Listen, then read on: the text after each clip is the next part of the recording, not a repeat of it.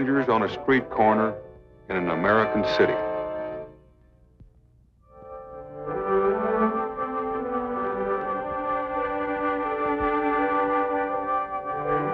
Three generations from different backgrounds. Yet these three men have much in common. Each has been a soldier in the United States Army. The gentleman with the graying hair can still remember the beachhead at Salerno in 1943, when he came in on the first wave of General Mark Clark's assault troops.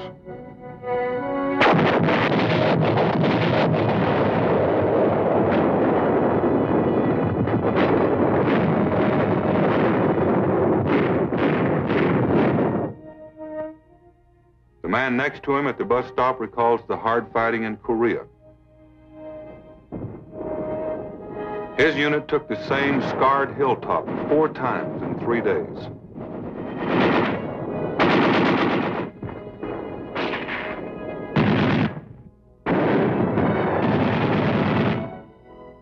For this young man, the memory of combat is so fresh he can still smell the mixture of aromatic rice patties and burnt cordite, which will always remind him of Vietnam.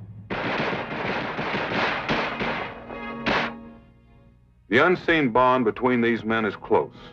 They've all known combat, they've all been infantrymen, and they've all known what it is to have earned the high infantry award of the Silver Rifle.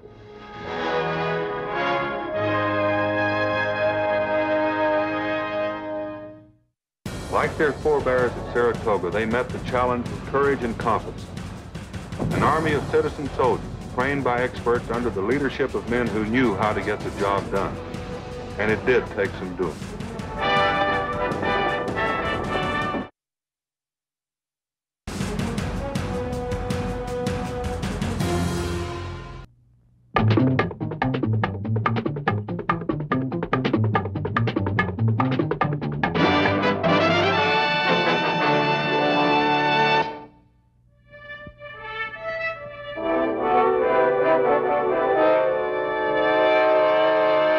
Combat Infantryman's Badge, with its imprint of a silver rifle, is a symbol of the foot soldier's skill and dedication. Today you will see something of the heritage of sacrifice and achievement behind this emblem, and how it was developed in various forms to honor the American infantryman. The choice of a musket as the main element of the Combat Infantryman's Badge was a fitting one. Since our nation began, the American rifleman fighting on the land has been the mainstay of our strength for freedom. And it's always been the combination of personal courage and a good firearm that has won the United States fighting man's success in battle. In early days, the flintlock musket was the foot soldier's main weapon. It required a lot of preparation before firing. Powder and shot had to be loaded separately, and a ramrod used to pack them down into the barrel. The citizen soldier who made up the colonial militia, the infantry of their day, got their first training with a musket, and it paved the way for a far more effective weapon. By the end of the French and Indian War, the new weapon had appeared on the frontiers of Pennsylvania and southward. This weapon was to gain fame later as the Kentucky rifle. It still required muzzle loading and ramming, but the spiral grooves in its barrel could spin a bullet more accurately to its target. In the hands of an expert marksman, the rifle could take a heavy toll on the battlefield. During our War of Independence, the Rifle Company became an important part of the Continental Army. One of the most famous of these companies was led by Colonel Daniel Morgan, who recruited over 100 men to form his unit. Eventually, General Washington selected 500 of the Army's best riflemen and put them under Morgan's command. At the Battle of Saratoga, Morgan's rifles delivered a withering fire against British forces under General Burgoyne. These sharpshooters helped win a critical American victory that turned the tide of the war. Despite the superiority of the rifle as an accurate weapon, there was always a shortage of good marksmen. The musket, effective at a short range and adaptable to a bayonet, continued to be the basic weapon for the infantryman through most of the 19th century. By the early 1900s, The foot soldier's weapon had changed a lot. It was still fairly large and heavy, but it was a much more accurate and reliable firearm. When an officer asked a soldier to name his weapon during an inspection, he would rattle off U.S. rifle, caliber 30, clip-fed, bolt-operated Springfield 1903. The man who carried one of these on his olive-drab shoulder was called a doughboy, but he was still what his great-grandfather had been, the soldier on foot with a well-cared-for weapon and the job of taking ground and holding it. And like his grandfather, he was good at his job. During the first few years of the new century, if rifles were in short supply, he trained with wooden models. No branch of the Army is more exacting in its physical demands on the soldier than the infantry. By the early 1900s, following the Spanish-American War, our military planners recognized the need for a strong infantry establishment in the United States Army. Infantry training during this period reflected the hand-to-hand combat typical of battle in the previous century. The bayonet was still important to the foot soldier, whose order of the day remained engage and defeat the enemy.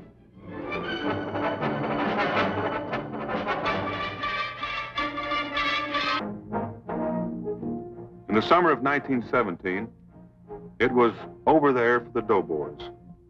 As American expeditionary forces arrived in France to join the Allies in World War I.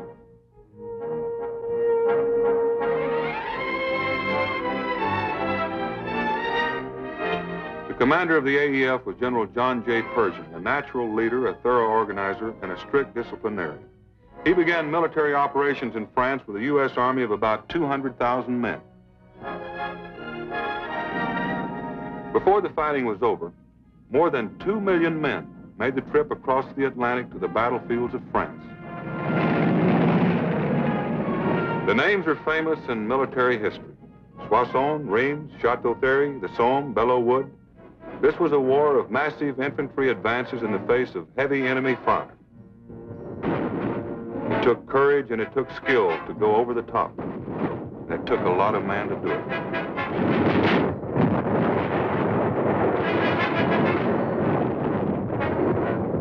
The foot soldier in World War I had a new weapon to contend with, the machine gun, which demanded new assault tactics.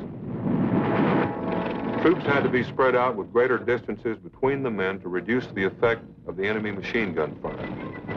Gradually, the concept of infantry was beginning to shift from the solid line of attacking troops that characterized warfare in earlier days toward the individual man, working as a part of a team.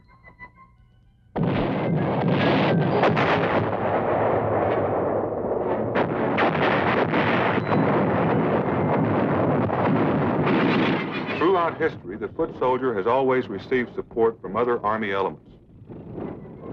In the First World War, the tank, developed by the British, moved successfully against the enemy's machine guns and provided effective support for infantry attack. But more than in any war up to that time, the infantryman found himself faced with the challenge of making his way in battle largely on his own initiative, with only his weapon, his courage, and his belief in his cause to see him through.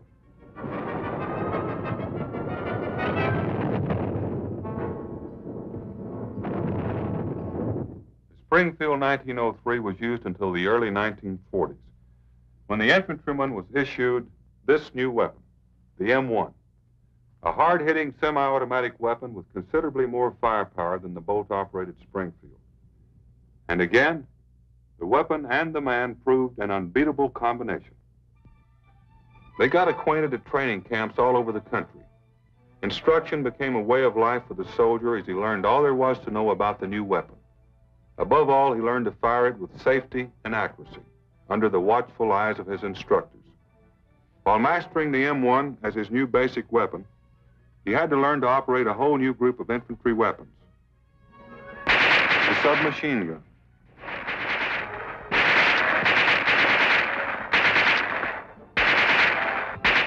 the Browning automatic rifle, new and more powerful mortars,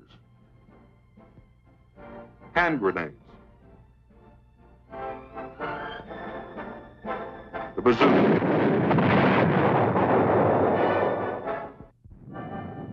the flamethrower, The infantryman had to learn to adjust to complex enemy defensive measures, such as landmines and booby traps.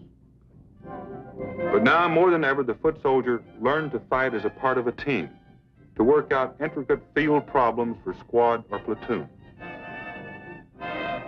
Gradually, the concept of the foot soldier as a specialist in the infantry arts began to affect the makeup of the regiments and divisions. The traditional skill of the American rifleman adapted quickly to handling the new automatic firing equipment aided by an arsenal of latest combat weapons. This new breed of individual infantry experts was about to meet the greatest military challenge in American history, the Second World War. In the East, they would face a strong, aggressive military force bent on Pacific conquest.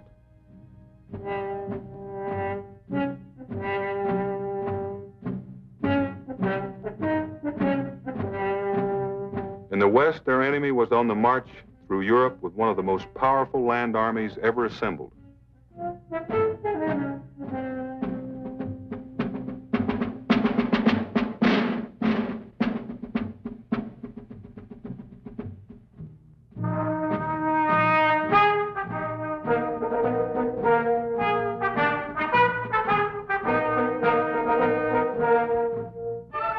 To provide arms and equipment for the vast number of foot soldiers and other military components we were to send overseas, American industry, in cooperation with military planning and research, mobilized its resources.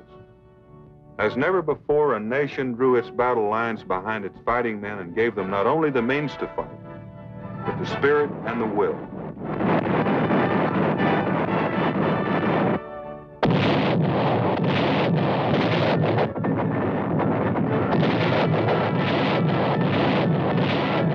Like their forebears at Saratoga, they met the challenge with courage and confidence.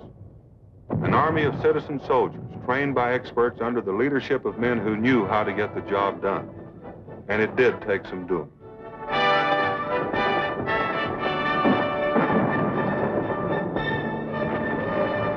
Mobility without precedent in the history of warfare took the U.S. foot soldier of World War II far from his shores. Wherever he went, whatever his assignment, his essential mission was the same: move in on the land, take ground from the enemy, and hold it.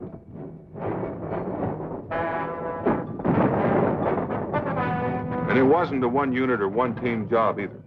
The infantryman learned to work with other branches of the service.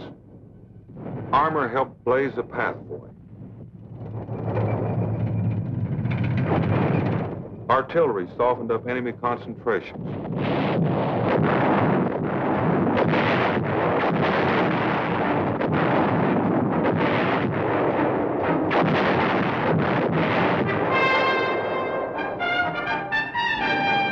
Aircraft battered enemy industrial and munition centers.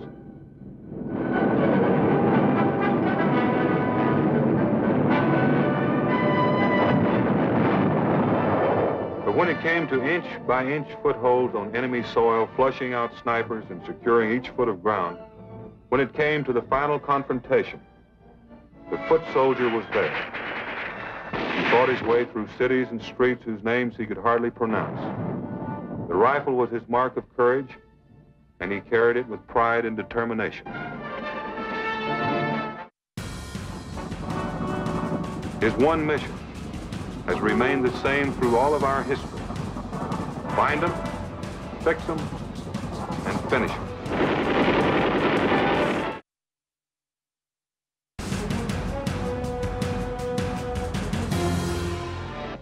It was in recognition of the foot soldier's tough, hard-hitting role in combat that World War Army Chief of Staff General George C. Marshall took the initiative in arranging for the development of awards to honor the infantrymen.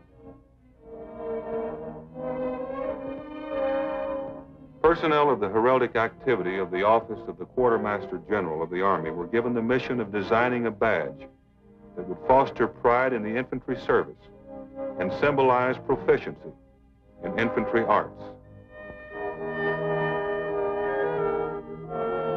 Heraldic artists went to work on the assignment. Sketches were prepared. Many different designs for an infantryman's badge were developed and submitted for approval. Each sketch was studied carefully and the designs coordinated with the Office of the Army Chief of Staff. Finally, a design for an expert infantryman's badge was approved in 1943.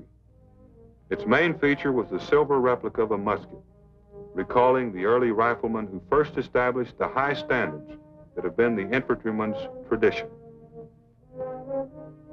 The expert infantryman's badge is awarded to the infantryman who has satisfactorily completed Army proficiency tests in the infantry arts, while in training or while assigned to a unit.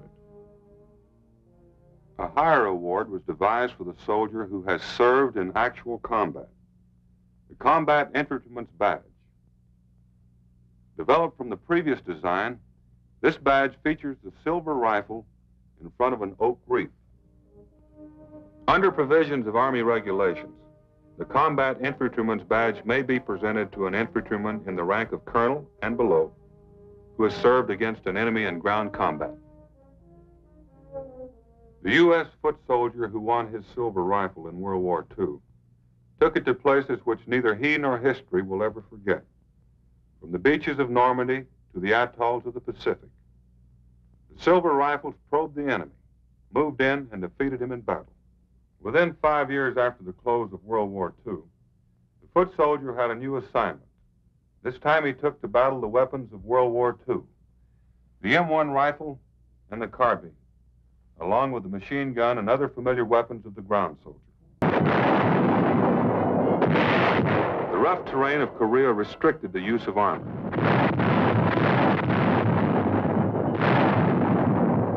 But tanks played an important fire support role.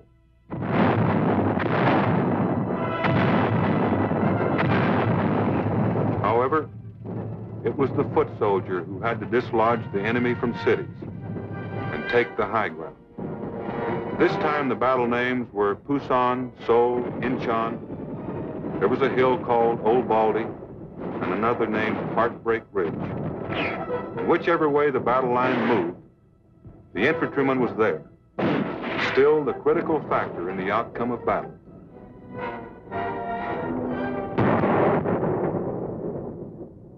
To recognize the service of those who served as infantrymen in two wars, the badge was redesigned to incorporate a star within the points of a wreath.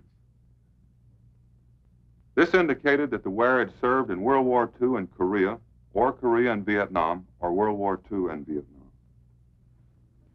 Now this badge has a crown of 2 stars between the points of the wreath for those who've seen infantry service in 3 conflicts.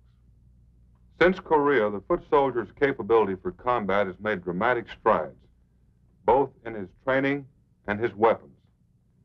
The infantryman of the 1960s uses one of these as his individual firearm, the M14 or M16 automatic rifle, lighter in weight and more effective than he's ever had before. But today, he must be trained as well in the use of a whole group of latest weapons and fighting concepts employed in modern infantry operations. At Infantry Officer Candidate School, Fort Benning, Georgia, the qualified foot soldier goes through a program of specialized training that will prepare him for leadership in the infantry. Each man is carefully observed during his training for skill and reasoning ability in problems of command.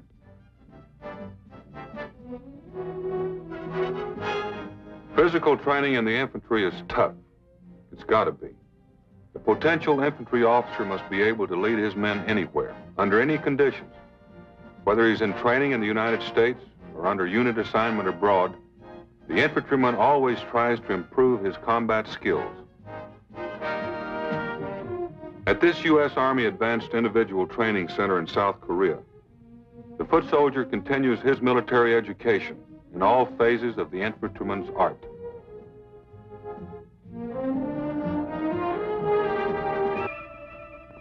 Army training programs today emphasize both individual skills and unit training. The two are inseparable. The soldier who qualifies as an individual expert ensures the success of his unit as part of the Army combat team.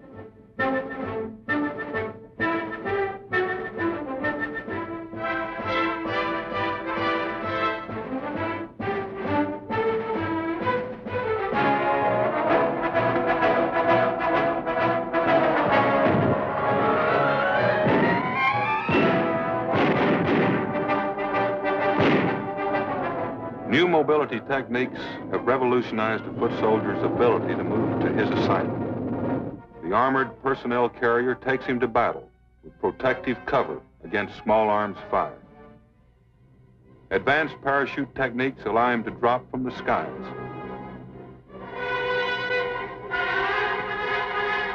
The helicopter puts him down in hard-to-get places where he can strike swiftly into the very nerve center of enemy forces.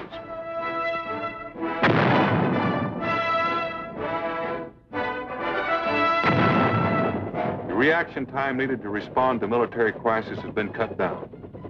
The war in Vietnam has demonstrated the ability of the United States Army to bring its strength swiftly where it is required. And in Vietnam, the infantryman meets his greatest challenge, a jungle war with an ever-shifting front that demands military competence and individual courage of the highest degree. No matter how he is brought into combat, the final job must be done on foot, by men trained to maneuver on the most difficult countryside, by men able to move and fire and take an objective, by the man with his boots in the mud, a weapon in his hand, and a job to be done.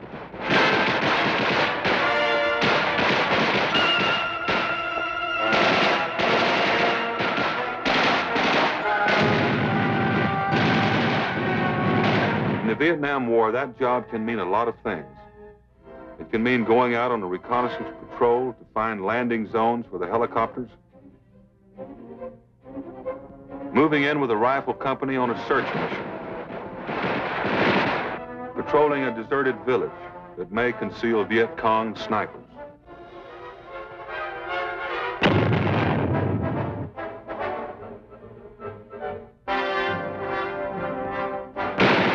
It can mean repelling swift and savage attacks in the jungle, fighting his way out of an ambush, destroying enemy caves where we hide men, supplies, and ammunition. It can mean giving medical assistance to the peoples of South Vietnam.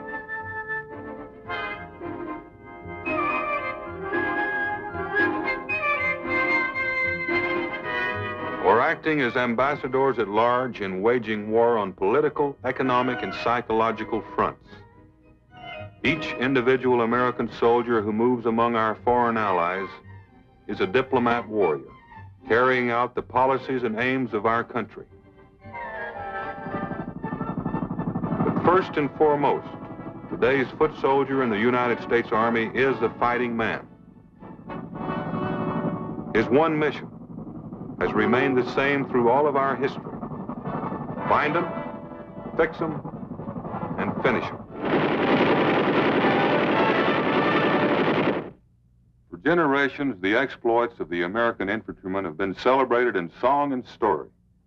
But nowhere has his dedication been more vividly portrayed than in this dramatic verse written by an Army officer after the Korean War. I am the infantry, queen of battle. I meet the enemy face to face, will to will. For 2 centuries, I've been the bulwark of our nation's defense. I am the infantry. Follow me. Both hardship and glory have I known. My bleeding feet stained the snow at Valley Forge. I pulled an oar to cross the icy Delaware, tasted victory at Yorktown, and saw our nation born. Wherever brave men fight and die for freedom, you will find me. I am always ready, now and forever. I am the infantry, queen of battle. Follow me. Those few lines taken from this distinguished tribute to the United States foot soldier are summed up in the Combat Infantry Badge, a proud emblem, symbol of an honored brotherhood, tested under fire and worn by men worthy of the highest respect from the nation they serve.